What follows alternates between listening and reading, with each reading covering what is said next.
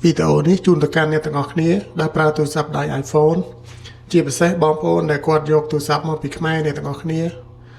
ដើម្បី download កម្មវិធីទាំងអស់នេះបាន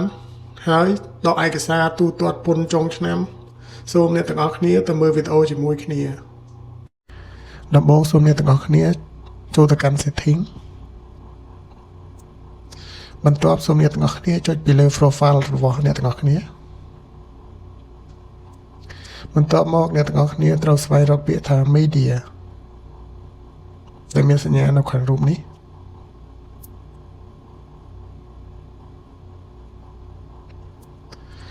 បន្ទាប់ពីចុចហើយសូមអ្នកទាំងអស់គ្នាជ្រើសយកពាក្យថា view account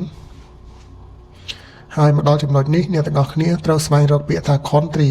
បើសិនបើអ្នកទាំងអស់គ្នាមិនទាន់បដូរទេនៅទីនេះនឹងលោតពាក្យថា Cambodia ដូច្នេះហើយអ្នកទាំងអស់គ្នាមិនអាច download កម្មវិធីនោះបានទេអ្នកទាំងអស់គ្នាសូមអ្នកទាំងអស់គ្នាស្វែងរកពាក្យថា Korea ដើម្បីបំពេញឈ្មោះរបស់ប្រទេសកូរ៉េនៅក្នុង Apple ID របស់អ្នកទាំងអស់គ្នា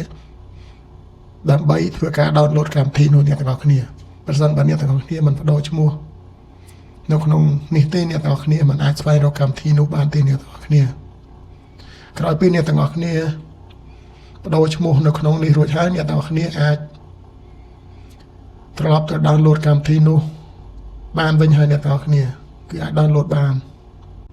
វីដេអូនេះមានតែប៉ុណ្្នឹងទេអ្នកទាំងអស់គ្នាជួបគ្នាវីដេអូក្រោយ